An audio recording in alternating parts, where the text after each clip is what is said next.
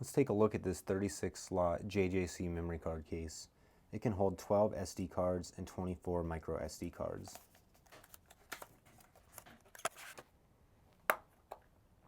When you open the case, you can see that each of the micro SD card slots goes behind an SD card.